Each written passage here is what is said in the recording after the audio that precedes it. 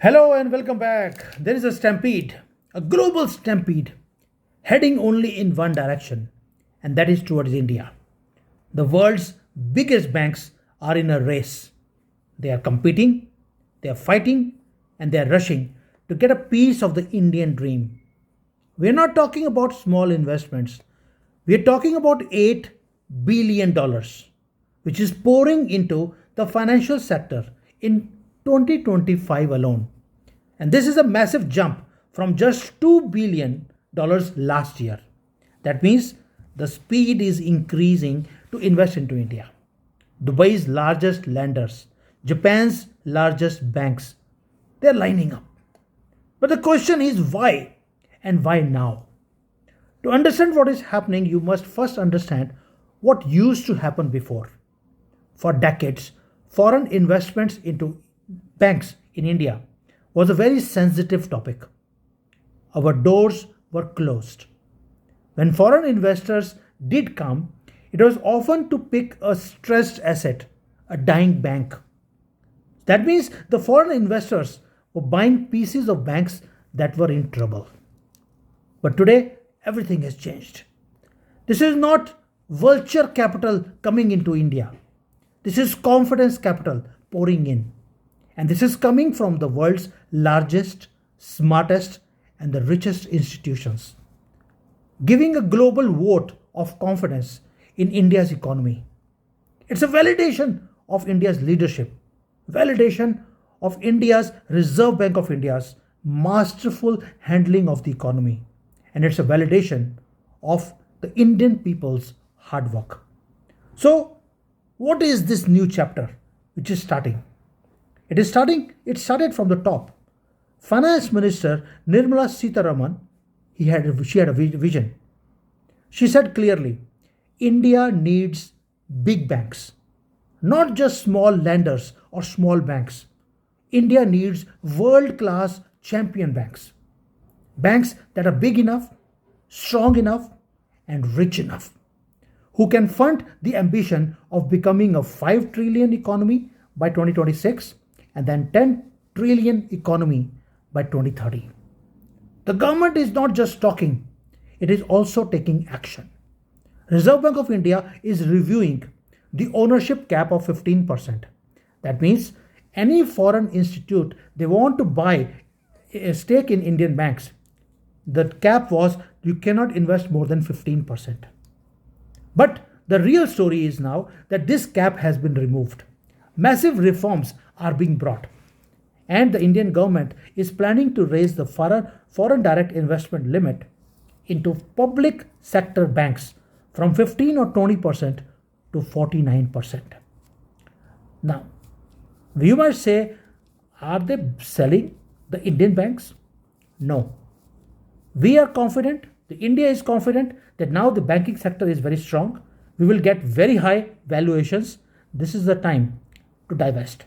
And foreigners can now own almost half of India's state-owned banks.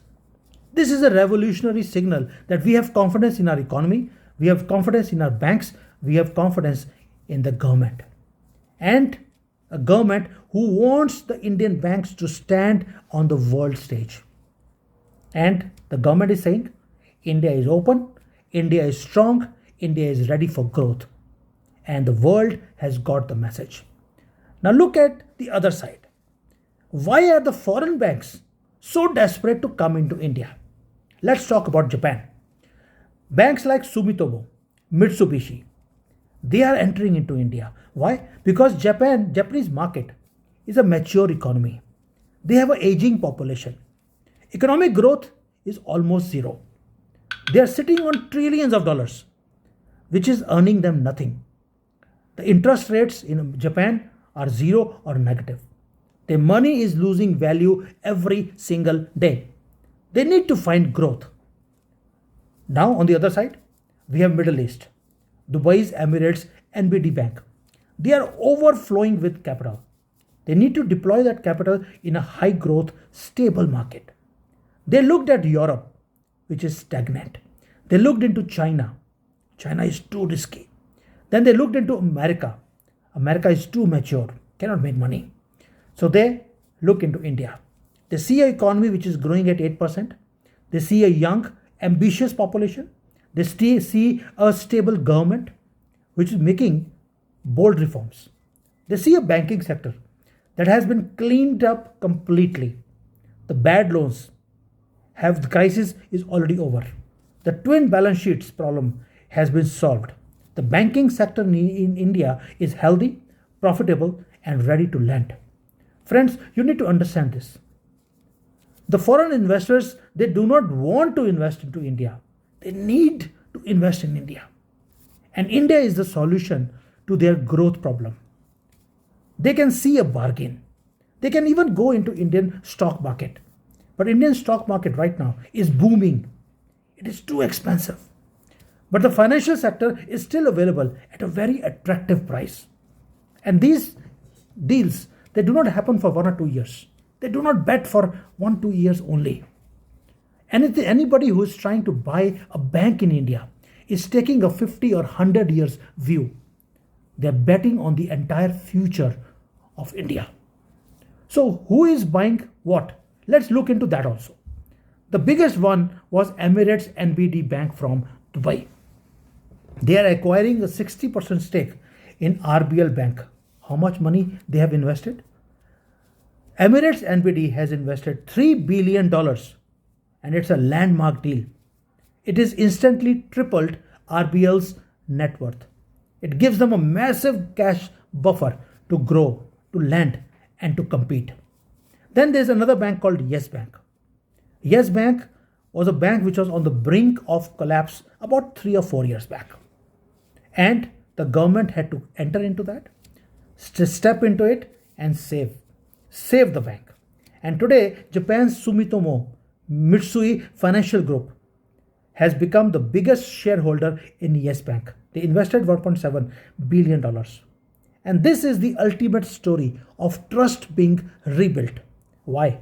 Because Japanese banks and financial institutions are the most conservative bankers in the world. They have started placing their trust, their money into Indian banks. That bank, which the government of India saved only few years back, now investments are coming from Japan. This is the power of India's new financial system. But the story doesn't stop here. Japan's another giant, Mitsubishi, they are in advanced talks to target, and they are not targeting a bank. They are in advanced talks with the NBFC, means non-banking financial corporation. Name is Shri Ram Finance, a shadow bank which gives loans to truck drivers, tractors, small businesses. And Mitsubishi, they are in talks to buy 20% stake for $2.6 billion. This is incredibly important because it shows that now the investments are going deep into Indian society. They are not buying our big city banks. They are investing in India's real economy. They are investing in the last mile credit that powers a country. They are betting on the Indian truck driver.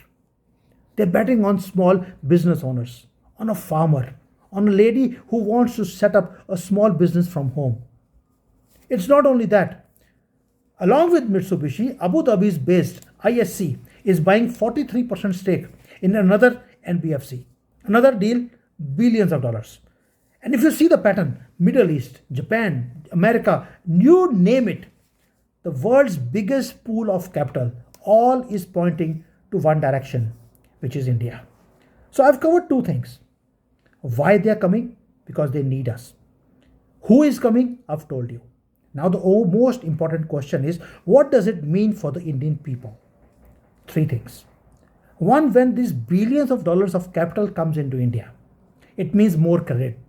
More credit means the banks can lend more for business owners, for medium and small enterprises. It also means that factories will expand even further because they will get loans much more easy. A young couple wants to buy a house, he will get a home loan much more easier. A student wants to take a loan to study overseas or to become an entrepreneur. He will get the money. And this is going to fuel the vision of the government to make India a developed country by 2047. That means the first thing is the vision is completed. Second, it will bring stability. When the Indian banks are backed by giant global institutions, the banks become even more safer than now. They become much more stronger. The money put into the bank becomes much more secure. That means the entire system becomes more resilient. And third, which is most critical, it is not about money. It's also about expertise. These foreign banks, they've been running for last 50 years, 100 years. They will bring that superior governance systems, the global underwriting expertise. They're bringing rigorous risk management techniques along with them. That means we are also importing last 100 years of global knowledge merged with Indian energy. And that energy will teach the Indian banks how to build global banks right here in India. And India is leveling up the game. And the lastly is it brings more jobs. Because when the banks they expand, they hire. When they give more loans to businesses, businesses hire. And this investment creates a vicious circle of growth and employment for the youth of India. And finally, it means global respect. That means every dollar that now flows into India, it will strengthen the rupee, it will strengthen the foreign exchange reserves. It tells the world, that India is not risky.